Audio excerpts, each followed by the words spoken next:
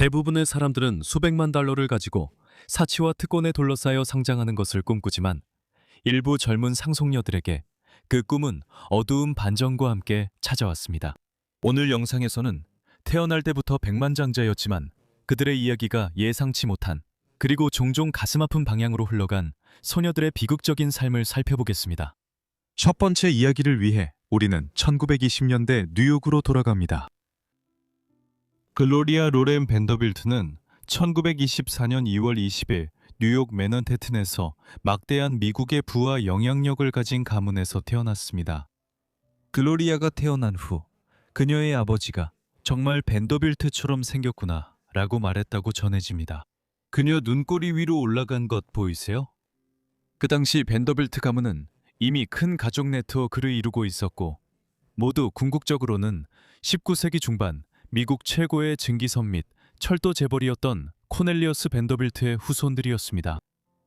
밴더빌트는 한때 아마도 살아있는 사람 중 가장 부유한 인물이었을 겁니다. 그의 기차와 선박들은 미국 산업화의 교통 중심을 이루었으니까요.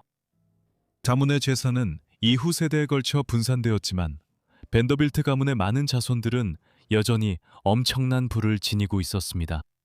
글로리아의 아버지는 이 재산 상속인 중 한 명이었습니다. 레지널드 클레이플 밴더빌트는 코넬리어스 밴더빌트의 증손자였습니다. 그의 형 알프레드는 가문 재산 중 그들 일가 몫의 대부분을 상속받았습니다.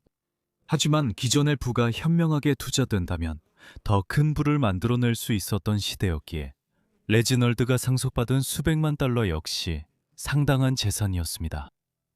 그는 결국 그 재산의 상당 부분을 탕진하고 말았는데 승마와 도박에 사치스럽게 돈을 썼기 때문입니다. 그는 또한 알코올 중독자였으며 글로리아가 겨우 1살 반이었을 때인 1925년 9월 간경화로 사망했습니다. 글로리아는 레지널드와 글로리아 모건 밴더빌트 사이에서 태어난 외동이었습니다. 그녀는 저명한 정치 가문 출신이었고 1923년에 자신보다 24살이나 많은 레지널드와 결혼했는데 이는 어린 글로리아가 태어나기 얼마 전이었습니다. 레지널드는 유언장에서 자신의 재산 대부분을 글로리아 주니어와 이전 결혼에서 낳은 또 다른 딸 캐슬린에게 남겼습니다. 레지널드는 글로리아의 어머니에게는 비교적 적은 수당만을 남겼고 이것이 곧 글로리아가 아직 어린아이였을 때 중심이 되었던 악명 높은 재판에서 쟁점이 되었습니다. 레지널드 밴더빌트의 무책임함과 부족한 사업 감각에도 불구하고 글로리아와 그녀의 이복 누이가 상속받은 유산은 여전히 약 500만 달러의 가치가 있었으며 이는 1920년대에는 매우 큰 금액이었고 오늘날 돈으로 약 1억 달러에 해당합니다. 이 재산은 글로리아를 위해 신탁으로 보관되었고 그녀가 어릴 때는 어머니가 그 돈을 관리하도록 되어 있었습니다. 하지만 1920년대 후반과 1930년대 초 특히 월스트리트 대폭락과 대공황이 시작된 이후에는 상황이 달라졌습니다.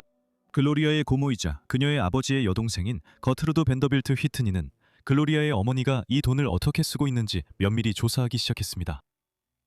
1930년대 초 거트루드는 글로리아의 어머니가 어떤 면에서든 글로리아를 양육할 자격이 있는지 의문을 제기하기 시작하면서 상황은 더욱 악화되었습니다. 여기에는 정당한 사유가 있었습니다. 글로리아 시니어는 1920년대 후반 대부분을 파리, 런던, 비아리츠에서 호화로운 생활을 하며 보냈고 유럽을 돌아다니는 동안 딸을 뉴욕에 있는 가족들에게 오랜 기간 맡겨두곤 했습니다. 이런 상황에서 거트루드 밴더빌트는 1934년 글로리아의 어머니를 상대로 법적 소송을 제기해 글로리아의 양육권을 얻으려 했습니다. 당시 세기의 재판이라고 불렸던 이 사건은 사실상 양육권 다툼이었지만 동시에 글로리아의 어머니가 딸의 유산을 잘못 관리했는지 여부도 쟁점이 되었습니다. 그 재판은 큰 스캔들이었어요. 신문들은 몇 주 동안 선정적인 폭로를 보도했는데 글로리아의 어머니가 연루된 레즈비언 관계의 증거가 드러났기 때문입니다. 한 번은 글로리아의 어머니를 위해 일했던 하녀가 5시간 동안 증언을 했는데 당시 한 언론이 인용한 표현에 따르면 글로리아 시니어를 칵테일에 미친 춤추는 어머니, 성적 에로티카에 집착하는 사람, 그리고 독일 왕자의 정부로 묘사했습니다. 예상대로 글로리아 자신도 언론에 의해 가엾은 부잣집 소녀로 묘사되었습니다. 아버지를 잃고 무책임한 어머니에게 사실상 버림받은 10살짜리 상속녀였죠. 한편 법원 안팎의 언론 소동을 통제하기 위해 판사는 10살 글로리아가 증언할 수 있도록 거의 모든 참석자를 법정에서 내보내라고 명령했습니다. 결과가 나왔을 때 그것은 글로리아의 어머니에게 불리한 판결이었습니다. 그녀는 방임적인 어머니로 간주되어 양육권이 거트루드에게 넘어갔고 유산 관리 책임도 거트루드에게 주어졌습니다. 하지만 글로리아 시니어에게는 일정한 용돈이 지급되었습니다. 어머니는 주말에 방문할 수 있었고 1936년에 판결에 항소했지만 실패했습니다. 그 결과 어머니와 딸의 관계는 완전히 회복되지 못했습니다. 1946년 그녀가 20대 초반이었고 자신의 재정에 대한 완전한 통제권을 갖게 되었을 때였습니다. 글로리아는 어머니가 매년 받던 21,000달러의 용돈 지급을 중단했습니다. 그녀는 어머니가 스스로 생계를 꾸릴 수 있다고 말하며 앞으로는 매년 21,000달러를 여러 자선단체에 기부하겠다고 밝혔습니다. 1940년대부터 사망할 때까지 글로리아의 어머니는 그녀의 언니인 퍼니스 자작부인 델마 퍼니스와 함께 뉴욕과 로스앤젤레스에서 살았습니다. 글로리아 시니어는 결국 1965년에 암으로 사망했습니다. 글로리아는 재판 이후 성장하면서 미국 동부 해안의 뉴욕에 있는 여러 학교에 다녔습니다. 처음에는 롱아일랜드에 있는 명문 그린베일 학교에 다녔고 이어서 코네티컷 파밍턴에 있는 미스 포터스 스쿨에도 잠시 다녔습니다. 이 학교는 미국의 유력한 비즈니스와 정치 가문 출신 딸들이 오랜 세월 다녔던 여자 예비학교입니다. 점점 더 매력적인 젊은 여성으로 성장한 그녀는 10대 후반에는 모델 활동도 했지만 패션계에 본격적으로 진출한 것은 수십 년이 지난 후였습니다. 17살이 되었을 때 이모 밑에서의 엄격한 생활에 지친 그녀는 독립을 결심하고 캘리포니아 할리우드로 가서 살게 되었습니다. 이후 10대 후반 시절 그녀는 예술 분야에서 경력을 쌓기 위해 노력했고 한동안 뉴욕시의 아트 스튜던트 리그에 다녔습니다. 그리고 시간 예술가와 배우로서 모두 활동했습니다. 후자의 경우 부분적으로 그녀가 1940년대 초에 서부 로스앤젤레스로 이주하기로 결정한 동기가 되었습니다. 이러한 관심은 수년 동안 계속되었고 1950년대와 1960년대에는 수많은 브로드웨이 작품과 그 당시 잘 알려진 텔레비전 프로그램들, 예를 들어 더 러브 볼트와 더 타임 오브 유어 라이프 등에 출연했습니다. 글로리아가 할리우드에 도착한 직후 첫 번째 결혼을 하게 되었습니다. 이 결혼의 상대는 30대 초반의 할리우드 탤런트 에이전트인 팻 치코였습니다. 그들이 결혼할 당시 글로리아는 17살이었습니다. 그 결혼 생활은 학대적이었고 글로리아는 나중에 드치코가 자신에게 여러 번 눈 주위에 멍이 들게 했고 심리적으로도 자신을 깎아내렸다고 밝혔습니다. 그녀는 1945년에 그와 이혼했지만 그 결혼은 그녀와 그녀의 이모 거트루드와의 관계에 영구적인 상처를 남겼습니다. 거트루드는 처음부터 그를 못마땅하게 여겼고 글로리아가 결국 그와 결혼하자 유언장에서 글로리아를 벤더빌트 재산 상속에서 제외시켰습니다. 그녀는 결혼한 지 1년 만인 1942년에 세상을 떠났습니다. 글로리아는 드치코와 이혼한 다음 날 63세의 지휘자 레오폴드 스토코프스키와 결혼했습니다. 그와의 결혼은 첫 결혼보다 더 행복했습니다. 그는 그녀보다 3배나 나이가 많았지만요. 이 결혼은 10년 동안 지속되었고 2명의 아들 레오폴드 스타니스라스와 크리스토퍼를 낳았습니다. 두 아들은 각각 1950년과 1952년에 태어났습니다. 또한 글로리아는 1955년 두 번째 이혼 후에도 오래도록 혼자 지내지 않았습니다. 1년 뒤 그녀는 시드니 루멧과 결혼했습니다. 그는 글로리아와 동갑이었고 브로드웨이 연출가였던 그는 배우를 꿈꾸던 글로리아와 관심사도 매우 비슷했습니다. 그 다음에 그의 감독으로서의 엄청난 성공이 시작되었는데 바로 영화 역사상 최고의 작품 중 하나인 12인의 성난 사람들이 개봉한 것입니다. 이 결혼에서는 자녀가 없었고 1963년에 끝났습니다. 아마도 불륜이 원인이었던 것으로 보이며 두 사람 모두 몇 주 만에 다시 결혼했습니다. 글로리아의 네 번째이자 마지막 남편은 또 다른 시나리오 작가이자 배우인 와이어트 에머리 쿠퍼였습니다. 그들은 1978년 와이어트 에머리 쿠퍼가 개심 수술 중 사망할 때까지 결혼 생활을 이어갔습니다. 그들은 두 자녀를 두었는데 카터와 앤더슨으로 각각 1965년과 1967년에 태어났습니다. 이것이 그녀의 4번의 결혼에 대한 세부 사항이지만 글로리아는 수년에 걸쳐 많은 저명 인사들과 수많은 다른 관계를 맺었습니다. 그중 상당수는 그녀가 결혼 중이었을 때의 불륜이었습니다. 여기에는 배우 말론 브란도, 가수이자 배우 프랭크 시나트라, 발명가이자 거물 하워드 휴즈와의 관계, 그리고 아동문학 작가 로알도와의 소문난 불륜이 포함됩니다. 그녀는 1940년대와 1950년대에 배우가 되겠다는 꿈을 품었지만 오늘날 글로리아는 주로 패션 경력으로 기억되고 있습니다. 1970년대 그녀는 마란기 그룹의 모한 마란지와 협력하여 자신의 이름을 딴 청바지 라인을 출시했습니다.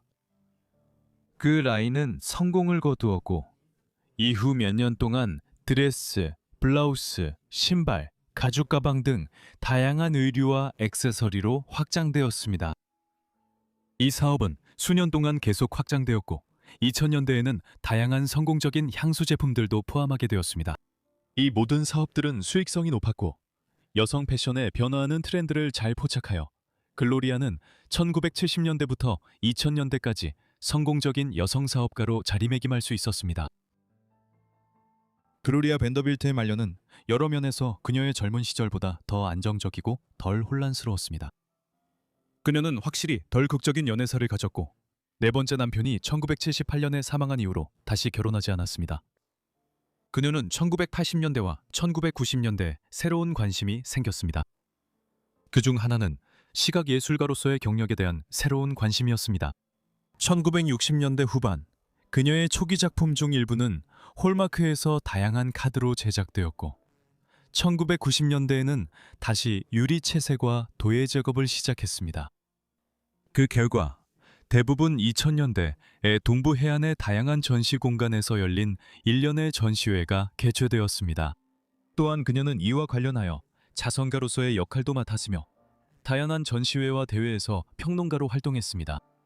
하지만 글로리아의 만년의 가장 큰 사랑은 글쓰기였습니다.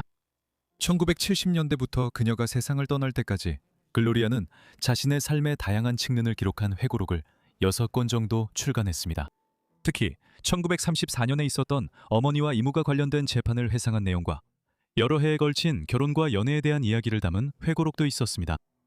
그녀는 또한 3편의 소설을 출간했는데 1989년에 출간된 Never Say Goodbye, 1994년에 출간된 The Memory Book of Star Faithful, 그리고 2009년에 출간된 집착, 신경증적인 이야기가 있습니다. 그녀에 대해 글을 쓰려는 관심도 점점 커졌는데 특히 1980년에 바버라 골드스미스가 쓴 리틀 글로리아라는 책이 출간되면서 두드러졌습니다. 이 책은 1934년의 재판과 그 재판이 일어난 문화적 배경을 다루고 있습니다. 글로리아 밴더빌트는 2019년 6월 17일 맨해튼 자택에서 세상을 떠났습니다. 그녀의 사망 원인은 위암으로 보였지만 당시 그녀는 95세였고 오랜 세월 동안 의미 있고 생산적인 삶을 살았습니다. 그녀는 이후 스태튼 아일랜드에 있는 밴더빌트 가문의 묘지에 안장되었습니다. 다음으로 우리는 은둔 생활을 하며 불신과 건강 문제, 그리고 원수에게도 바라지 않을 여러 가지 어려움을 겪었던 상속녀에 대해 살펴보겠습니다. 우게트 마르셀 클라크는 1906년 6월 9일 프랑스 파리에서 태어났습니다.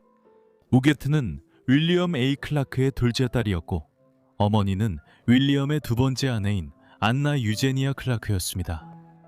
우게트가 태어날 당시 거의 70세에 가까웠던 그녀의 아버지는 20세기 초 미국 사회의 대표적인 인물이었습니다. 그는 1860년대 이후 미국이 몬테나와 다른 지역으로 서부로 확장하지 데이케 재산을 모았고 그 후 그 돈을 이용해 철도부미 질데이케 아요스기의 철도 건설 사업으로 사업을 다각화했습니다. 그 후 그는 정계에 진출하여 1890년대에 몬테나주의 상원의원이 되었습니다. 따라서 우제트는 도금시대 말기의 미국에서 가장 부유하고 영향력 있는 가문 중 하나에서 태어났습니다.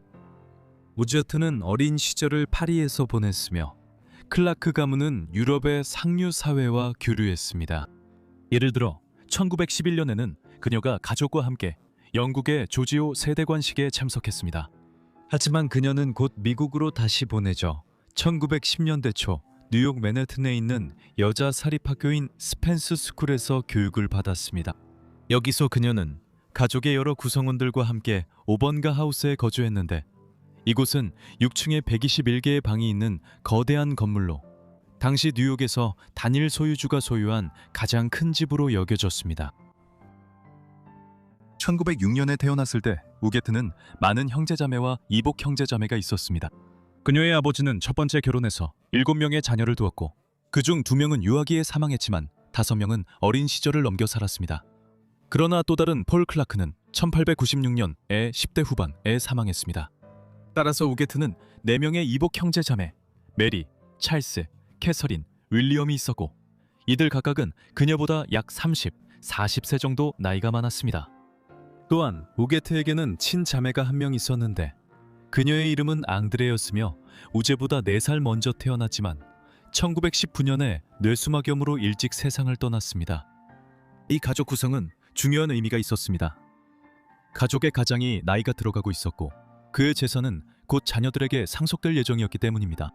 이 재산은 매우 막대한 것이었습니다. 클라크는 1900년대와 1910년대에 추가 광산 사업으로 확장하면서 자신의 사업을 계속 발전시켰습니다. 그리고 라스베이거스가 초기 시절 로스앤젤레스로 가는 여행자들의 경유지로 발전하는 데에도 기여했습니다. 따라서 그는 결국 1925년 3월 2일 뉴욕시에서 사망했을 때 그의 재산은 약 3억 달러로 추정되었습니다. 인플레이션을 감안하면 이는 오늘날 미화 50억 달러가 넘는 금액에 해당합니다. 따라서 클라크의 자녀들은 그가 세상을 떠났을 때 막대한 재산을 상속받게 되었습니다. 위젯은 1925년 봄 아버지가 세상을 떠난 후 유산을 상속받았지만 아버지처럼 사업이나 정치에 발을 들이지는 않았습니다. 그녀의 아버지가 자신의 재산을 아내와 5명의 생존한 자녀들에게 거의 똑같이 나누어 줬기 때문에 위젯이 상속받은 금액은 약 5천만 달러로 추정됩니다. 위젯은 자선 활동에 참여하고 예술과 패션 분야에 대한 자신의 관심사를 키우는 데 만족했습니다.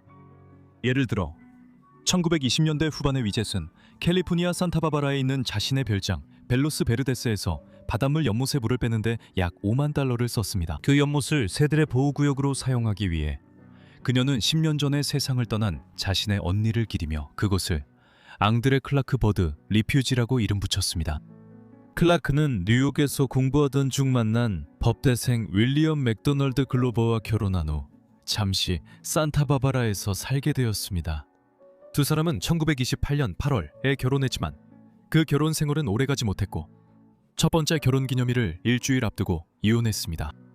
그래서 그녀는 곧 뉴욕으로 돌아와 피프스 애비뉴의 아파트에 자리를 잡았습니다. 여기서 그녀의 미적 감각이 곧 드러나기 시작했습니다. 위저트는 자신의 아파트와 인접한 아파트들을 개조해 도서관과 다양한 편의시설이 갖춰진 거대한 공간을 만들었고 그 공간은 센트럴 파크를 내려다볼 수 있었습니다. 1930년대 내내 위저트는 동부 사회와 어느 정도 교류했으며 워싱턴 DC의 코코람 미술관에서 자신의 그림을 전시하기도 했고 뉴욕에서 열린 패션쇼에도 참석했습니다. 하지만 그녀의 가까운 친구들은 소수였고 이 시기에 그녀를 알던 다른 사람들에게 위제트는 다가가기 어렵고 말수가 적은 사람으로 보였습니다. 세월이 흐르면서 위제트는 점점 더 은둔적으로 변했습니다. 위제트는 계속해서 돈을 썼지만 종종 직접 방문하지 않거나 익명으로 기부하는 사업에 돈을 썼습니다. 예를 들어 1930년대에 산타바바라의 버드 리퓨지 근처에 대저택이 지어졌고 위저트는 그곳의 모든 것을 유지하기 위해 매달 수만 달러를 계속 지불했지만 실제로는 거의 방문하지 않았습니다. 이런 은둔 생활은 1963년 위제트의 어머니가 돌아가신 후 더욱 심해졌습니다. 위제트는 성인 시절 대부분을 어머니와 함께 뉴욕에서 살았습니다. 그래서 1960년대와 1970년대 대부분 동안 위제트는 뉴욕에서 점점 더 멀어진 인물이 되어갔습니다. 이 변화의 대부분은 낯선 이들에 대한 불신이 커졌기 때문이었습니다. 위제트는 다시 결혼하지도 않았고 자녀도 없었기 때문에 말년에는 모든 사람을 자신의 유산을 노리고 호의를 얻으려는 사람으로 여기기 시작했습니다. 그런 걱정이 완전히 틀린 것은 아니었을지 모르지만 그녀의 방식은 극도로 편집진적이었습니다. 예를 들어 그녀는 주변 사람들에게 자신의 말을 숨기기 위해 점점 더 프랑스어로 말하는 것을 선호하게 되었습니다. 1980년대 후반이 되자 우제는 뉴욕에서 거의 전설적인 인물이 되었고 거의 모습을 드러내거나 소식을 들을 수 없었습니다.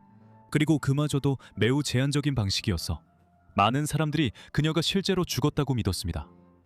1986년에 그녀가 80살이었다는 점을 생각하면 그것도 충분히 있을 수 있는 일이었습니다. 그럼에도 불구하고 우제는 살아있었지만 건강 상태는 좋지 않았습니다.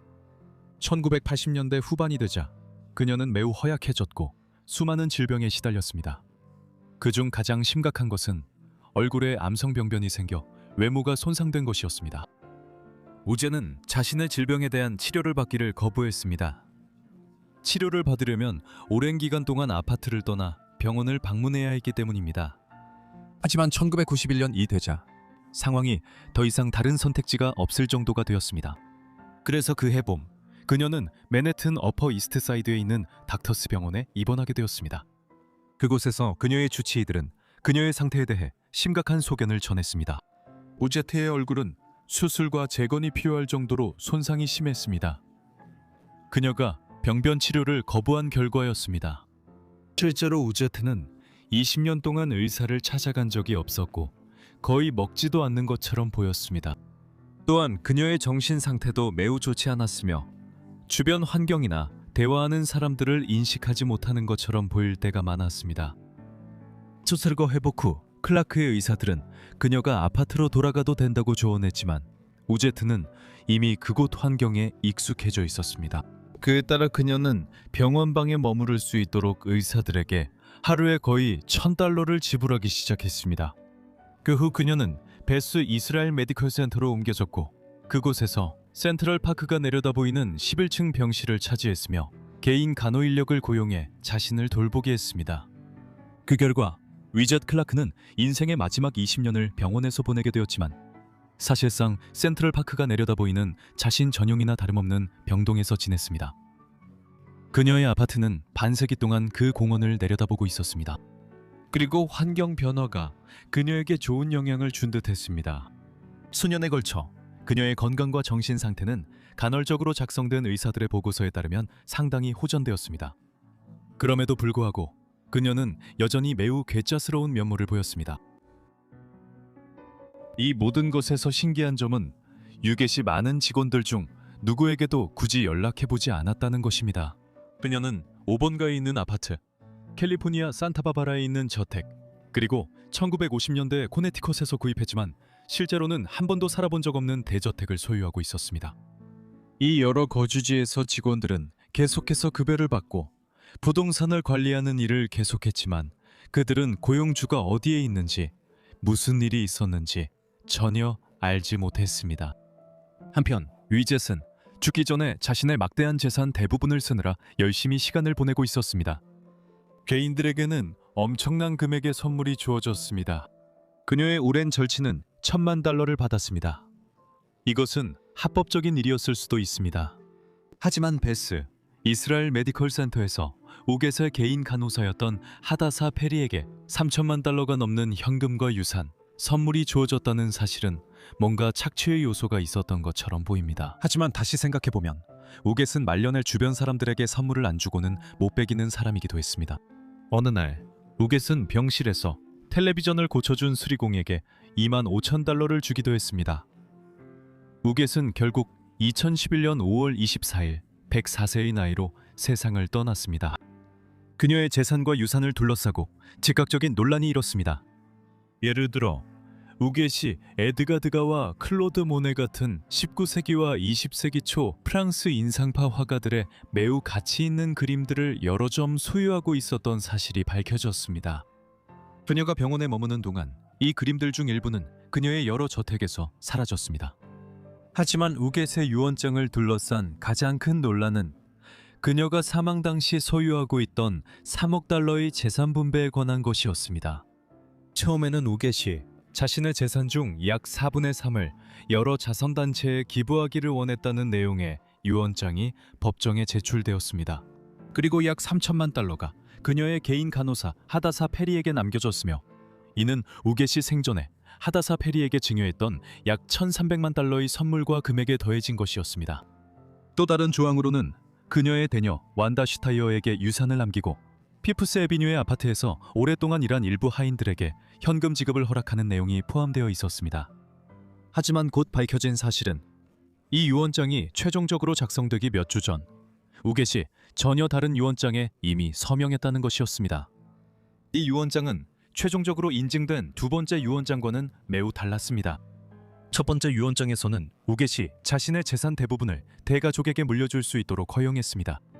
2011년까지 이들 대부분은 우게스의 조카 손자, 조카 손녀들이거나 더 먼 친척들이었고 그중 일부는 우게시 한 번도 만난 적이 없었으며 나이가 많은 친척들 중 많은 이들은 1950년대 이후로 본 적이 없었습니다. 그럼에도 불구하고 우게스는 적어도 한때는 자신의 재산 대부분을 그들에게 넘겨줄 생각을 했었습니다. 처음에 우게스는 먼 친척들에게 유산을 남긴다는 유언장을 썼지만 곧 이드지디케 상속에서 제외하도록 변경된 사실이 드러나자 친척들이 법원에 소송을 제기지디케 그들의 주장은 명백했습니다. 우게스는 정신 상태가 미심쩍은 매우 고령의 여성이었고 친척들은 그녀의 개인 간호사와 다른 사람들이 마지막 몇 주 동안 우게스를 강요해 유언장을 바꿔 자신들이 수혜자가 되고 친척들을 상속에서 제외하도록 했다고 믿었습니다. 이것이 사실일 가능성도 있지만 우게시 지난 20년 동안 가장 가까웠던 사람들에게 보상을 하기로 단순히 결정했을 가능성도 똑같이 있습니다. 진실이 무엇이든 판사는 가족의 주장이 타당하다고 판단했습니다. 따라서 우게스의 첫 번째 유언장이 사실상 집행되어 가족이 전체 재산의 75% 이상을 받게 되었습니다. 우게스의 개인 간호사 하다사 페리는 유언장에 따라 받았던 3천만 달러를 반환해야 했습니다. 하지만 합의 조건으로 우게시 살아있을 때 하다사 페리가 선물과 기타 유증으로 받은 비슷한 금액에 대해서는 이의를 제기하지 않기로 했습니다. 외국 클라크 가족이 그녀의 유언장의 주요 수혜자가 되었습니다. 하지만 우리는 신비로운 우겟 클라크가 자신의 재산을 누구에게 물려주고자 했는지 정확히 알 수는 없을 것입니다. 그녀 자신은 뉴욕 브롱크스에 있는 가족묘지에 안장되었고 그녀가 평생 동안 수집한 여러 예술작품들은 오늘날 주요 박물관과 갤러리에서 찾아볼 수 있습니다. 여러분은 세계에서 가장 부유한 사람 중 한 명이 되면 멋진 인생을 살 수 있을 거라고 생각할지 모르지만 다음에 소개할 방치와 실패한 인간관계 그리고 과도함의 이야기는 꼭 그렇지만은 않다는 것을 보여줍니다. 바보라 우로스 허튼은 1912년 11월 14일 뉴욕시에서 태어났습니다. 그녀의 아버지는 프랭클린 로즈 허튼으로 뉴욕에 본사를 둔 투자은행 및 금융회사인 EF 허튼 앤 컴퍼니의 부유한 공동 소유주이자 창립자였습니다. 하지만 그녀의 아버지가 자신의 힘으로 성공을 거두었음에도 불구하고 바버라의 미래의 부는 어머니인 에드나 우러스를 통해 그녀에게 전해지게 됩니다. 에드나 우러스는 미국 사업가 프랭크 윈필드 우러스의 세 자녀 중 한 명이었습니다. 19세기 후반 프랭크 우러스는 막대한 돈을 벌었습니다. 5센트와 10센트 상점이라는 개념을 개척한 후, 즉 모든 물건이 일반적으로 5센트나 10센트에 판매되는 소매점으로 이는 오늘날의 1달러 샵이나 1파운드 샵의 전신이었습니다. 울로스의 아이디어는 엄청난 성공을 거두었고 바버라가 태어난 지 몇 달 만에 그는 뉴욕의 울로스 빌딩을 개장했습니다. 회사의 본사는 건설 비용만 1,350만 달러가 들었습니다. 또한 1930년까지 세계 최고층 건물이었습니다. 바버라의 가족은 부유했지만 그녀의 어린 시절은 힘들었습니다. 그녀의 아버지인 바버라의 아버지는 상습적으로 바람을 피웠고 여러 번의 혼외 관계를 가졌으며 이에 대해 그다지 조심스럽지도 않았습니다. 게다가 그는 자녀를 제대로 돌보지 않는 아버지였고 술도 많이 마셨습니다. 그래서 바버라의 어머니가 1917년 5월 2일 겨우 33세의 나이로 갑자기 세상을 떠났을 때 많은 사람들은 그녀가 스스로 생을 마감했다고 의심했습니다. 검시관의 공식 보고서에는 그녀가 이비인후계의 심각한 감염인 유양돌기염으로 인한 질식으로 사망했다고 명시되어 있었습니다. 부검이 한 번도 없었다는 사실로 많은 사람들이 진실성에 의문을 가졌습니다. 바바라는 어머니의 싸늘한 시신을 직접 발견해 어머니의 죽음이 더욱 잔인하게 느껴졌습니다. 그녀는 5살이었지만 그 기억은 분명히 마음에 남았을 것입니다. 그 후 그녀의 아버지는 사실상 바바라를 가정교사에게 맡기고 뉴욕과 코네티컷주 파밍톤에 있는 여러 사립학교에 보내 키웠습니다. 그 후 몇 년간 그녀 인생을 바꿀 사건들이 일어났습니다. 1919년 그녀의 외할아버지이자 우로스 창립자가 세상을 떠났고 1924년에는 외할머니도 돌아가셨습니다. 에드나 우로스의 외동딸이었던 바버라는 이제 어머니에게 상속될 예정이었던 우로스 재산의 3분의 1을 물려받게 되었습니다. 이 금액은 당시 거의 100만 달러에 달했으며 오늘날 가치로는 5억 달러가 넘는 거액입니다. 바버라는 나이가 어렸기 때문에 즉시 이 돈을 사용할 수 없었고 그녀의 아버지는 그녀를 대신해 이 돈을 잘 투자했습니다. 그래서 그녀가 그 돈을 직접 통제할 수 있게 되었을 때 1930년대 초 그 돈의 가치는 5천만 달러를 넘었고 이는 오늘날 10억 달러가 넘는 금액입니다. 바버라가 이 막대한 재산을 손에 넣었을 때쯤에는 이미 미국 상류 사회에서 그녀의 평판이 자자했는데 그 평판이 좋은 것은 아니었습니다. 1929년 말 1920년대의 경제 호황 이후 월가 증시는 막대한 손실을 입었습니다. 그 후 몇 달 동안 미국과 세계 경제는 대공황으로 빠져들었고 많은 사람들이 저축을 잃었으며 수백만 명의 미국인들이 일자리를 잃게 되었습니다. 그래서 1930년 11월 바버라의 가족이 그녀의 18번째 생일을 맞아 뉴욕에서 화려한 데뷔탕트 무도회를 열었을 때 사회적으로 매우 부정적으로 여겨졌습니다. 그 무도회에는 당시 최고의 연예인 중 한 명인 루디 발리가 초대 가수로 참여하기도 했습니다. 그리고 그 비용은 6만 달러가 넘었는데 이는 현대 기준으로 100만 달러가 넘는 금액입니다. 이것은 매우 부적절한 일이었는데 허튼 가문과 같은 금융업자들이 나라의 경제적 어려움의 주범으로 여겨졌기 때문입니다. 그 결과 바버라는 언론에서 맹렬하게 비난을 받았습니다. 언론은 그녀를 가엾은 부잣집 아가씨라고 불렀는데 이는 그녀의 막대한 재산과 복잡한 가정사를 동시에 언급한 표현이었습니다. 이 별명은 그녀의 성인 시절 대부분을 특징 짓는 말이 되었습니다. 바버라 허튼의 인생은 아마도 7번이나 결혼한 것으로 가장 기억에 남을 것입니다. 첫 번째 결혼은 그녀가 겨우 20살이었을 때 알렉세프 미도바니와 맺은 것이었습니다. 그는 1920년대 초 소련 당국의 박해를 받는다고 주장하며 카카스에서 도망친 조지아 가문의 후손이었습니다. 그 가족은 사회적으로 신분 상승을 노리고 있었고 알렉시스는 바바라를 만났을 때 이미 부유한 에스터 가문의 일원인 루이즈 벤 앨런과 결혼한 상태였습니다. 알렉시스는 더 부유한 바바라와 결혼하려고 그녀와 빨리 이혼한 뒤 1933년 6월 22일 바바라와 결혼했습니다.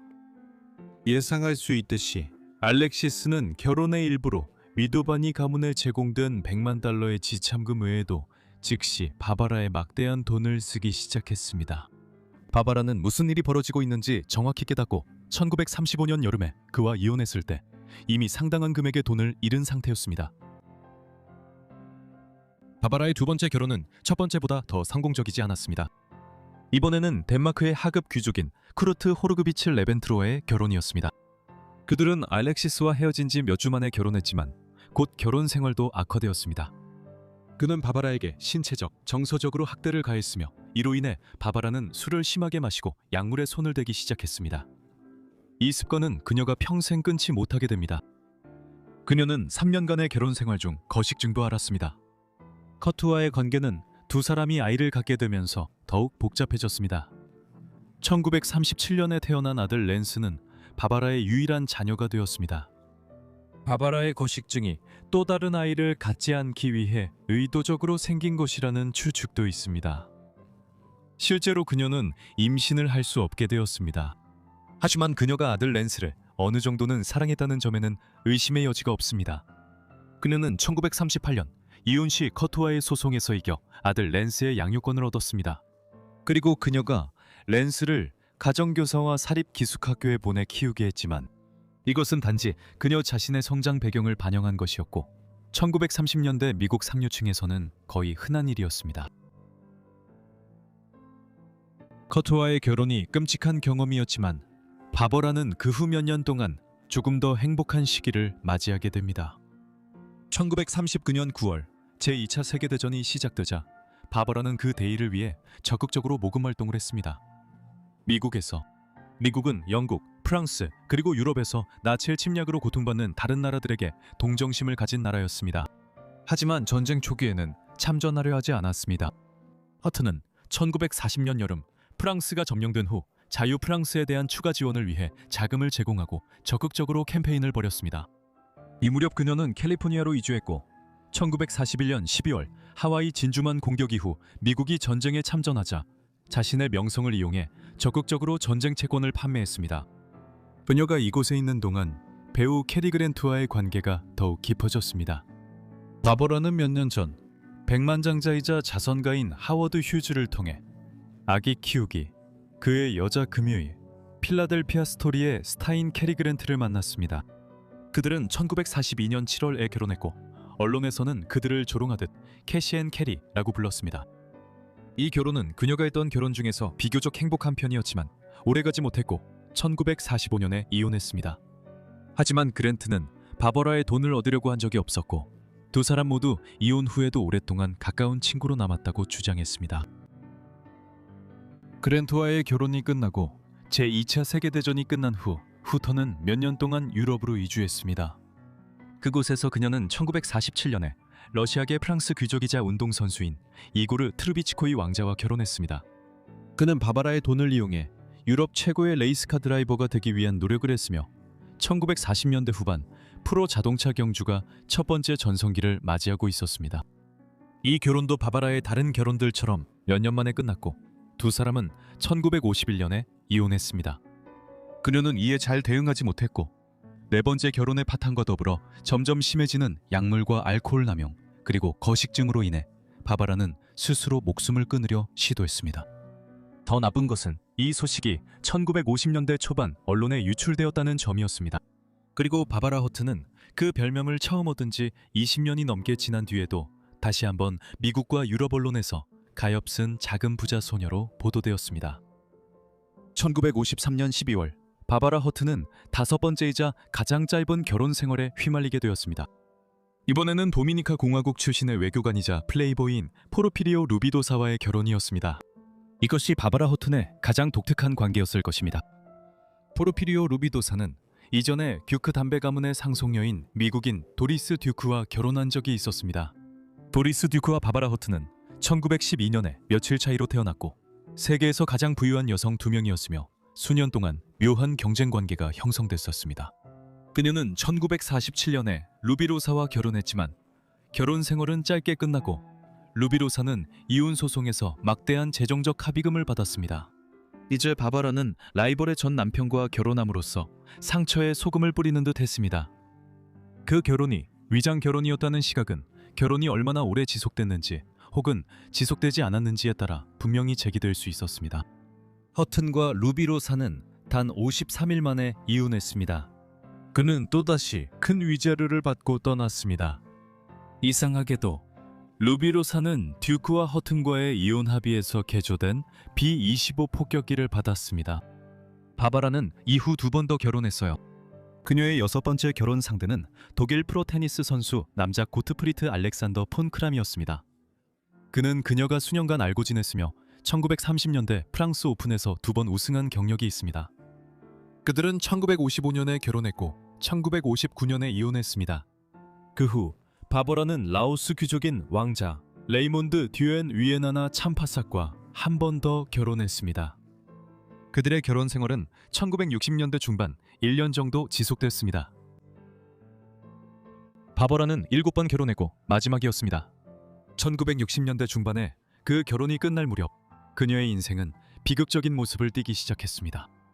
알코올과 약물 문제, 그리고 거식증이 겹치면서 그녀가 50대에 접어들었을 때는 이미 많은 건강 문제를 겪고 있었습니다. 그녀의 사치스러운 소비와 이혼 합의금 때문에 그녀의 막대한 재산 중 상당 부분이 수년 동안 쓰이거나 도난당하거나 허비되었습니다. 이 중 많은 부분은 그녀 자신의 큰 관대함 때문이기도 했습니다. 친구들과 지인들은 언제나 그녀가 이런저런 일로 재정 지원을 요청하면 들어줄 것이라는 걸 알고 있었습니다. 하지만 이로 인해 자주 술에 취해 있던 그녀는 착취의 대상이 되기도 했습니다. 이 비극적인 말년은 1972년에 더욱 심각해졌습니다. 그녀의 두 번째 결혼에서 낳은 외아들 랜스가 30대 중반의 나이에 비행기 사고로 목숨을 잃었기 때문입니다. 이후 바버라는 점점 더 은둔하게 되었습니다. 그녀는 재정 상태를 안정시키기 위해 일부 집을 팔았고 1970년대 중반 로스앤젤레스의 베벌리 윌셔 호텔 펜트하우스로 이사했습니다. 바버라는 이곳에서 진통제와 술에 중독된 채 거의 시력을 잃고 생의 마지막 시기를 보냈습니다. 그녀는 1979년 5월 11일 66세의 나이로 그곳에서 심장마비로 세상을 떠났습니다. 당시에는 바버라의 이름으로 남아있던 돈이 고작 $3,500뿐이라고 널리 알려져 있었습니다. 하지만 반세기 전 세계에서 가장 부유한 여성 중 한 명이었던 바버라가 실제로 얼마나 많은 재산을 소유했는지는 모든 자산을 포함하면 명확하지 않습니다. 어쨌든 그것은 미국의 유명한 비운의 부잣집 딸의 삶의 비극적인 결말이었습니다. 이제 우리는 1950년대 뉴욕으로 가서 불운에 시달린 것처럼 보였고 일부 사람들은 저주받았다고 믿었던 억만장자 상속녀의 이야기를 밝혀내려 합니다. 크리스티나 오나시스는 1950년 12월 11일 뉴욕시의 르로이 요양원, 나중에 르로이 병원으로 알려지면서 태어났습니다. 그녀의 아버지는 아리스토텔레스 오나시스였고 어머니는 티나 오나시스 레바노스였습니다. 그녀는 그들의 둘째이자 마지막 자녀였으며 오빠인 알렉산더는 크리스티나가 태어나기 2년 반 전에 태어났습니다. 크리스티나 오나시스의 인생 궤적을 이해하기 위해서는 그녀의 부모가 누구였는지 그리고 그들이 어떤 부를 이루었는지 알아야 합니다. 아리스토텔레스 오나시스. 그녀의 아버지는 다소 평범한 집안에서 태어났지만 그의 아버지 역시 자수성가한 성공한 인물이었습니다. 아리스토텔레스는 1906년 터키 동해안의 스미르나에서 태어났습니다. 오나시스는 그리스계 혈통이었으며 이는 당시 스미르나 주민들 사이에서 드물지 않은 민족적 배경이었습니다. 이후 제1차 세계대전 이후 그리스가 터키와 전쟁을 벌이자 아리스토텔레스는 터키를 떠나 아르헨티나로 갔습니다. 그곳에서 그는 사업가로서의 성공 가도를 시작했으며 담배와 화물 운송 사업에 진출한 뒤 제2차 세계대전 동안 큰 돈을 벌었습니다. 그는 전쟁이 끝난 후 급성장하던 항공사와 카지노 산업으로 사업을 확장했고 동시에 세계 최대의 해운업자가 되었습니다. 아이러니하게도 오나시스가 크리스티나의 어머니 티나와 결혼한 것은 그의 가장 큰 라이벌 중 한 명의 딸과의 결혼이었습니다. 이 사람은 레바노스 해운 제국의 소유주인 스타브로스 줄리바노스였고 그 해운 제국은 지중해 화물 산업에서 오나시스의 지배력에 도전할 수 있는 몇 안 되는 회사 중 하나였습니다. 티나는 1946년에 40세였던 오나시스와 결혼할 때 겨우 17살이었습니다. 이 모든 것은 크리스티나가 매우 부유한 사업 가문에서 태어났다는 것을 의미했습니다. 그녀가 성장하는 동안에도 그 가문은 계속 확장되었고 그녀의 아버지는 사우디아라비아와 그곳의 성장하는 석유 생산 사업에서 새로운 사업 관계를 구축했습니다. 하지만 논란도 있었습니다. 크리스티나는 아버지의 악명 높은 세금 문제를 잘 알고 있었을 것입니다. 그 문제는 의심스러웠고 아버지의 선박들이 세금과 관세를 피하기 위해 파나마와 라이베리아 국기를 달고 다녔다는 것이었습니다. 크리스티나는 국제 환경에서 어린 시절을 보냈어요. 그녀의 아버지는 전 세계에 사업 거래가 있었고 가족은 그리스, 아르헨티나, 미국, 프랑스, 영국 등 여러 나라와 새 대륙에 집과 거점을 두고 있었습니다. 그 결과 그들은 자주 이사를 다녔고 크리스티나는 한 나라에서만 교육을 받지 않았습니다. 그녀는 또한 주로 하인들에게 돌봄을 받았고 사업에 바쁜 부모님으로부터는 별로 관심을 받지 못했습니다. 이는 극도로 부유한 가정의 자녀들에게 흔히 있는 일이었습니다. 10대 초반부터 그녀는 영국으로 보내졌고 그곳에서 엘리트 사립 여자 학교인 헤딩턴 스쿨에 다녔으며 1960년대 후반에는 런던의 퀸스 칼리지에 다녔습니다. 이 시기는 그녀의 가족에게 격동의 시기였습니다. 그녀의 아버지는 결혼할 당시 크리스티나의 어머니보다 2배 이상 나이가 많았고 결혼 생활은 1950년대 내내 순탄치 않았습니다. 주된 이유는 아리스토텔레스가 그리스계 미국인 유명 가수 마리아 칼라스와 오랜 기간 동안 불륜 관계였기 때문입니다. 결국 그녀의 부모는 1960년에 이혼했습니다. 1960년대 중반, 크리스티나의 아버지가 암살된 대통령 존 F 케네디의 미망인 제키 케네디와 교제하기 시작하면서 가족에게 더 많은 관심이 쏠렸습니다. 그들은 결국 1968년 10월 19일에 결혼했으며 1960년대 케네디의 유명세로 인해 이 결혼은 엄청난 언론의 관심을 받았습니다. 크리스티나와 알렉산더 모두 새어머니에게 정을 붙이지 못했고 그 관계와 이후의 결혼으로 인해 늘어난 경호 조치와 언론의 개입을 불쾌하게 여겼습니다. 크리스티나는 항상 제키가 아버지의 돈에 관심이 있다고 믿었고 그녀를 아버지의 불행한 집착이라고 불렀습니다. 1973년 초 크리스티나가 22살이었을 때 그녀의 남은 인생을 좌우할 사건이 일어났습니다. 그녀의 오빠 알렉산더는 1960년대 후반에 취미로 비행에 관심을 갖게 되었습니다. 그는 수천 시간 비행 경험과 조종사 자격증이 있었습니다. 그는 가족 항공사 사업의 지역 자회사 중 하나인 올림픽 항공의 사장까지 맡기도 했습니다. 한 가지 문제는 알렉산더의 시력이 그다지 좋지 않았다는 점이었지만 이것이 1973년 1월에 발생한 비극의 직접적인 원인은 아니었을지도 모릅니다. 그해 늦은 겨울인 1월 22일, 알렉산더는 자신의 소형 수륙 양용기인 피아지오 P136을 꺼내 항공사의 예비 신입 조종사에게 비행 수업을 해주기 위해 나섰습니다. 알렉산더는 오른쪽 좌석에 앉았고 비행기를 조종하던 신입 조종사 도널드 마쿠스타는 왼쪽 좌석에 앉아 있었습니다. 세 번째 조종사인 도널드 맥그리거는 뒤쪽에 앉아 있었습니다. 비극적으로도 아테네 헬레니콘 국제공항에서 이륙하던 중 얽힌 케이블 때문에 비행기는 심각한 추락 사고를 겪었습니다. 이륙 직후 오른쪽 날개가 아래로 처지면서 비행기는 추락했고 알렉산더가 충격을 가장 크게 받았습니다. 그는 심하게 다쳤고 몇 시간 후 사실상 생명 유지 장치에 의존하게 되었습니다. 그를 살릴 가능성이 없다는 결론이 내려진 후 그는 다음 날 세상을 떠났습니다. 그는 겨우 24세였습니다. 새 예비 조종사 마쿠스타와 알렉산더의 전속 파일럿 맥그리거 모두 심각한 부상을 입었지만 살아남았습니다. 알렉산더의 죽음으로 크리스티나는 가업과 아버지의 막대한 재산의 상속자가 되었습니다. 그는 이제 그녀를 자신의 후계자로 훈련시키기 시작했지만 한편으로는 마음이 산란해 있었습니다. 아리스토텔레스는 편집증에 시달리며 아들의 죽음이 어떤 음모 때문이라고 확신하게 되었습니다. 처음에는 마쿠스타를 탓하다가 결국 사고의 배후에 CIA가 있으며 자신과 제키 케네디의 관계에 대한 보복으로 자신을 노리고 있다고 결론지었습니다.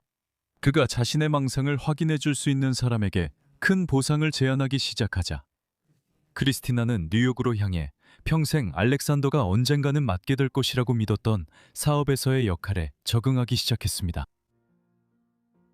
이후 2년간 비극적인 일들이 동시에 발생했습니다. 우리는 이미 크리스티나의 아버지가 알렉산더의 죽음을 매우 힘들어했다는 것을 보았습니다. 그녀의 어머니도 마찬가지였습니다. 티나는 아리스토텔레스와 이혼 후 2번 재혼했습니다.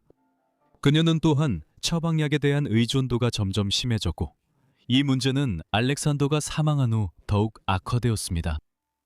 1974년 10월 10일 그녀는 세 번째 남편과 함께 살던 파리 저택에서 약물 과다 복용으로 폐에 액체가 차 사망했습니다. 당시와 그 이후 많은 사람들은 이것이 전해 아들의 죽음 이후 절망에 빠져 자살한 것이라고 추측했습니다. 크리스티나의 마지막 직계 가족도 불과 6개월 후에 세상을 떠났습니다. 그녀의 아버지는 몇 년 동안 근육질환인 중증 근무력증을 앓고 있었습니다.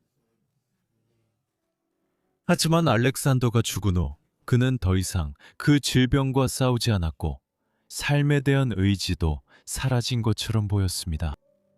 그는 1975년 3월 15일 파리의 한 병원에서 호흡 부전으로 사망한 것으로 알려져 있습니다. 이로써 크리스티나는 26개월도 채 안 되는 기간에 부모님 2분과 유일한 형제를 모두 잃게 되었습니다. 이 비극으로 크리스티나는 이제 나는 세상에 완전히 혼자가 되었다고 말했습니다. 아버지가 돌아가시면서 오나시스 가문의 막대한 재산과 사업의 상당 부분이 크리스티나에게 상속되었습니다. 재산의 약 45%는 그녀의 아버지가 알렉산더 오나시스 공익재단 설립을 위해 지정했으며 이 재단은 알렉산더를 기리기 위해 설립된 자선단체입니다. 하지만 크리스티나는 나머지 55%의 대부분을 상속받았습니다. 또한 그녀는 1960년에 부모님의 이혼으로 어머니가 얻은 상당한 재산 중 일부도 상속받기 위해 성공적으로 청혼했습니다. 이로써 그녀는 약 6억 달러, 오늘날 가치로 약 30억 달러에 달하는 재산을 가진 엄청난 부자가 되었고 사업 제국을 이끄는 인물이 되었습니다. 크리스티나는 거의 즉시 사업의 상당 부분을 매각하여 경영 부담을 줄이기로 결정했습니다.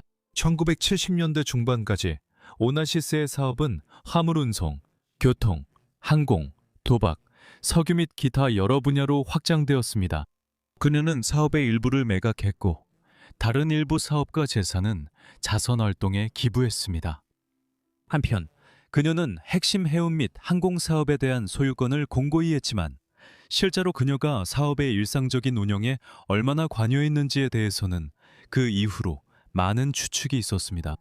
일반적인 인상은 회사의 세부적인 운영은 이사회와 임원들에게 맡겨졌다는 것입니다.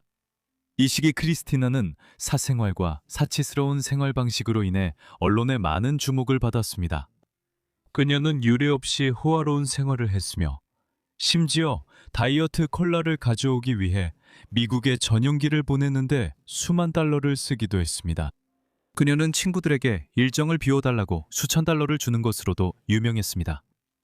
언론은 곧 보게 되겠지만 그녀의 불행한 연애사와 체중 문제에 대해서도 보도했습니다. 크리스티나는 자주 극단적인 다이어트를 하는 것으로 알려져 있었는데 이로 인해 많은 체중을 감량했지만 힘든 시기를 겪을 때마다 다시 살이 찌곤 했습니다. 게다가 크리스티나는 바르비투르산염, 항우울제, 진정제와 같은 처방약에 중독되어 약물 문제가 점점 심각해지고 있다는 소문이 널리 퍼져 있었습니다. 크리스티나의 결혼 생활과 연애 관계는 그녀의 아버지보다도 훨씬 더 혼란스러웠습니다. 1971년부터 1987년까지 크리스티나는 무려 4번의 결혼과 4번의 이혼을 겪었습니다. 첫 번째 결혼은 조셉 볼카르와 했습니다. 그는 부동산 재벌이었고 결혼 당시 50세에 가까웠으며 크리스티나는 1971년에 결혼할 때 겨우 20세였습니다. 크리스티나에게는 일종의 젊은 시절의 일탈이었고 이상하게도 그녀의 어머니가 열대였을 때 아리스토텔레스와 결혼했던 것과 비슷한 결혼이었습니다. 그들은 곧 서로에게 맞지 않는다는 것을 깨닫고 다음 해에 이혼했습니다. 3년 후인 1975년 말 크리스티나는 알렉산드로스 안드리아디스와 결혼했습니다. 그는 그리스에서 은행 사업을 포함한 광범위한 사업 제국을 물려받은 해운 재벌이었습니다. 또다시 결혼 생활은 오래가지 못했고 1년 남짓 만에 그들은 1977년 초에 이혼했습니다. 이 결혼은 크리스티나가 그전 3년 동안 모든 가족을 잃은 비극에서 자신을 달래기 위해 시도한 것으로 볼 수도 있습니다. 크리스티나의 세 번째 결혼은 다음 해에 이루어졌으며 이번에는 세르게이 콜조프와 결혼했습니다. 안드리아디스처럼 그는 해운업계의 거물이었지만 이후 연구에 따르면 러시아인인 콜조프는 소련 정부와도 밀접한 관계가 있었고 KGB 요원이었을 가능성도 있다고 합니다. 콜조프가 모스크바의 경례로 서방 세계에서 매우 중요한 사업 제국에 침투하기 위해 관계를 더욱 발전시켰을 가능성이 있습니다. 냉전이 러시아와 미국 사이의 긴장이 다시 고조되는 시기로 접어들던 때였습니다. 만약 그렇다면 그 생각은 곧 보류되었습니다. 그들은 1980년 이혼했습니다. 콜조프와의 결혼이 끝난 후 크리스티나는 성인 시절 중 가장 오랜 기간을 미혼으로 보냈습니다. 그녀가 네 번째이자 마지막 남편인 티에리 루셀과 결혼하기까지는 또 4년이 더 걸렸습니다. 루셀은 제약산업과 프랑스 정치에 관여한 저명한 프랑스 가문 출신이었습니다. 크리스티나의 남편들 중에서는 드물게 그는 그녀보다 3살 어렸습니다.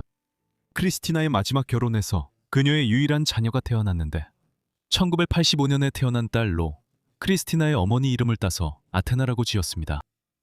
2년 후 이 결혼은 끝났습니다. 놀랄 일도 아닌데 루셀라는 상습적으로 바람을 피웠고 오나시스와 결혼해 있던 동안 내연녀와 2명의 다른 자녀를 두었기 때문입니다. 크리스티나는 다시는 결혼하지 않았습니다.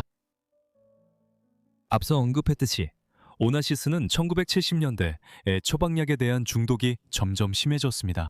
그리고 시간이 지날수록 이 문제는 더욱 악화되었고 특히 1980년 이후 임상 우울증 진단을 받은 이후로는 더욱 심해졌습니다. 의사와 처방전에 쉽게 접근할 수 있었기 때문에 1980년대에 그녀의 약물 복용량은 증가했고 그녀는 꽤나 고통스러웠던 삶의 상처를 스스로 약으로 달래기 시작했습니다. 1988년 11월 19일 크리스티나는 욕조에서 숨진 채 발견되었습니다. 이곳은 아르헨티나에 있는 친구의 집이었는데 그녀는 인생의 후반부를 이 나라에서 많이 보냈습니다. 아르헨티나는 1920년대 그녀의 아버지가 제2의 고향으로 삼았던 나라였고 그녀 역시 그곳과 인연을 맺게 되었습니다. 그곳에서 그녀는 언론의 감시를 피하려 했고 아테나를 키우기 위해 영구적으로 이주하는 것도 고려하고 있었습니다. 그녀는 겨우 37세의 나이에 사망했는데 사인은 심장마비로 판정되었습니다. 하지만 그녀의 약물 남용이 부분적으로 원인이 되었음은 의심의 여지가 없었습니다. 다른 이들은 오나시스의 막대한 재산을 고려할 때 뭔가 사악한 요소가 관련되어 있었을 것이라고 추측하기도 했습니다. 그녀의 시신은 그리스로 옮겨져 가족 묘지에 아버지와 오빠 곁에 안장되었습니다. 그녀가 사망한 후 오나시스의 2억 5천만 달러에 달하는 유산은 치열한 법적 분쟁의 대상이 되었습니다. 아테나가 그녀의 유일한 생존 상속인이었지만 그 당시에는 아직 3살에 불과했습니다. 따라서 여러 명의 그리스인 신탁 관리인들이 그녀를 대신해 유산을 관리하도록 임명되었습니다. 1990년대 내내 그들 사이에서는 티에리 드루셀과의 법적 분쟁이 발생했습니다. 티에리 드루셀은 사업이 크게 변동하는 인물이었고 자주 자신의 재정적 어려움을 해결하기 위해 딸의 유산을 이용하려고 했습니다. 그녀는 결국 2003년 초 18번째 생일에 유산을 상속받았습니다. 크리스티나 소울차일드는 오늘날 승마 장애물 경주 선수입니다. 마지막 이야기로 우리는 1880년대 뉴욕에서 브리프케이스와 함께할 것입니다. 그곳에서 한 상속녀가 흔적도 없이 사라졌습니다. 도로시 해리엇 카밀 아놀드는 1885년 7월 1일 뉴욕시에서 태어났습니다. 그녀의 아버지는 사업가 프란시스 로즈 아놀드였으며 그의 가문은 북아메리카에서 유럽 식민화가 시작되던 시기까지 거슬러 올라갔습니다. 그녀의 조상 중 한 명은 1620년 메이플라워 호를 타고 플리머스 락의 디지케에 도착했다고 전해집니다. 그의 좀 더 가까운 조상들은 뉴욕 상류 사회와 비즈니스에 깊이 뿌리 내렸으며 프란시스 본인도 파더 아놀드 컴퍼니라는 수입 회사의 파트너로서 해외에서 미국으로 사치품을 들여오는 일을 했습니다. 이 시기는 미국 역사상 전례 없는 번영의 시대였으며 이른바 도금 시대라고 불렸습니다. 그래서 향수를 전문으로 하는 아놀드 가문의 사업은 번창했고 도로시는 부유하게 자라며 맨해튼 일대에서 이름난 가문에서 성장했습니다. 도로시의 어머니는 메리 마사 아놀드였습니다. 그녀의 결혼 전 성은 세뮤얼이었고 그녀는 영국령 캐나다 출신의 저명한 가문에서 태어났습니다. 그녀와 프란시스는 도로시보다 나이가 많은 아들 존과 도로시 이후에 태어난 아들 댄과 딸 마조리 이렇게 3명의 자녀를 더 두었습니다. 가족의 사회적 지위를 더욱 높인 것은 도로시의 아버지 쪽 이모인 해리엇이 유명한 변호사이자 1895년부터 1909년까지 미국 연방대법원 부대법관으로 재직한 루퍼스 W. 패컴과 결혼했다는 사실이었습니다. 이러한 모든 인맥 덕분에 수년 후 도로시가 갑자기 사라졌을 때 이 이야기는 뉴욕은 물론 전국적으로 큰 언론의 관심을 끌게 되었습니다. 도로시의 어린 시절은 도금시대 절정기의 뉴욕에서 부유한 사업가의 딸에게 기대할 수 있는 모습과 다르지 않았습니다. 그 가족은 맨해튼 어퍼 이스트 사이드에 있는 큰 타운하우스에서 살았고 그곳에는 상당한 수의 직원들이 있었습니다. 도로시는 자라면서 엘리트 학교인 벨틴 여자학교에 다녔습니다. 이 학교는 1886년 루이즈 벨튼이 맨해튼에 설립한 것으로 도시의 부유한 가정의 딸들을 위한 학교였습니다. 당시 기준으로 매우 진보적인 교육 과정을 가진 이 학교에서 학생들은 영어 문학, 그리스와 로마 고전, 프랑스어와 같은 과목을 배웠습니다. 하지만 그녀는 또한 화학과 물리학 같은 과학 과목도 공부했습니다. 델턴에서의 시간을 보낸 후 도로시는 펜실베이니아에 있는 브라이언 무어 칼리지로 향했고 그녀의 인생에서 처음으로 오랜 기간 뉴욕을 떠나게 되었습니다. 그곳에서 그녀는 문학 공부에 집중했고 작가가 되고자 하는 꿈을 키웠습니다. 그녀는 1905년에 20세의 나이로 졸업했습니다. 졸업 후 그녀는 다시 Upper East Side에 있는 부모님의 집에서 살았고 맨해튼의 상류 사회 행사에서 자주 목격되었습니다. 하지만 그녀는 작가로서의 야망이 있었습니다. 1910년 가을 가족 별장이 있는 메인주로 여행을 다녀온 후 그녀는 아버지에게 그리니치 빌리지에 자신의 아파트를 얻고 싶다고 말했습니다. 이곳은 이미 보헤미안 문화와 문화활동의 중심지로 명성을 얻기 시작한 지역이었습니다. 1909년과 1910년에 걸쳐 그녀는 포인세티아의 불꽃과 연잎과 같은 제목의 여러 단편 소설도 썼습니다. 하지만 도로시에게 안타깝게도 그녀가 보낸 출판사들은 그녀의 이야기를 계속 거절했습니다. 더 안타까운 점은 가족이 그녀의 문학적 꿈을 비웃었고 아버지는 그리니치 빌리지 거주를 위한 지원을 거절했습니다. 아버지는 집에서도 로어 맨해튼처럼 글을 쓸 수 있다고 했습니다. 이러한 개인적인 좌절들은 곧 우리가 알게 될 그녀의 이후 이야기에서 중요한 역할을 하게 됩니다. 1910년 12월 12일 추운 아침에 도로시가 아놀드 가족의 집에서 시내로 가기로 결심했습니다. 어머니는 도로시와 함께 외출하자고 제안했지만 도로시는 그러지 말라고 하며 며칠 뒤에 여동생 마조리의 파티를 위해 저녁 드레스를 사러 핍스 애비뉴에 잠깐 다녀오겠다고 말했습니다. 도로시는 또한 브렌타노 서점에 들러 책 몇 권을 사려고 했습니다.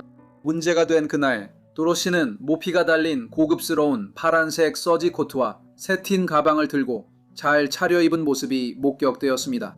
이 점들은 중요한 부분입니다. 그녀의 값비싼 옷차림은 맨해튼의 번화한 거리에서 도로시를 눈에 띄게 만들었고 도난의 표적이 될 수도 있었기 때문입니다. 도로시는 두 송이 파란 장미가 달린 눈에 잘 띄는 검은 벨벳 모자를 쓰고 있었습니다.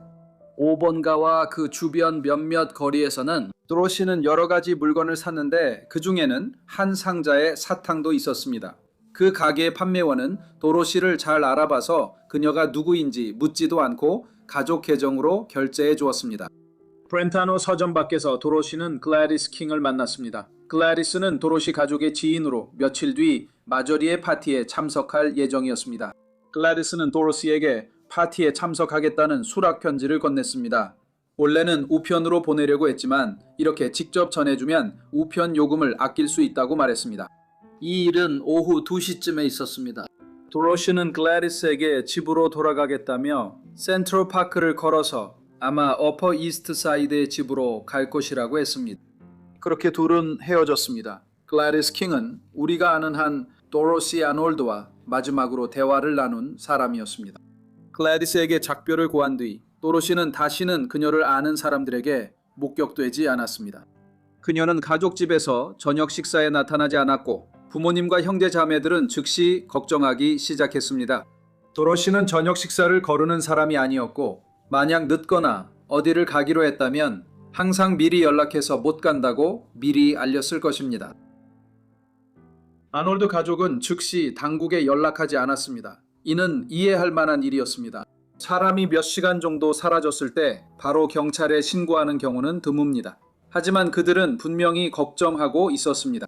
그날 저녁 도로시의 친구 몇 명에게 조심스럽게 전화를 걸어 그녀를 본 적이 있는지 혹은 그날 그녀가 혹시 친구 집에 놀러 갔는지 물어보았습니다. 모두 그녀를 보지 못했다고 대답했습니다. 아놀드 부부는 이 순간 딸이 도망친 것처럼 보인다는 소문이 퍼지지 않도록 매우 신경을 썼습니다. 이로 인해 이후 몇 주 동안 문제를 야기하는 상황이 만들어졌습니다.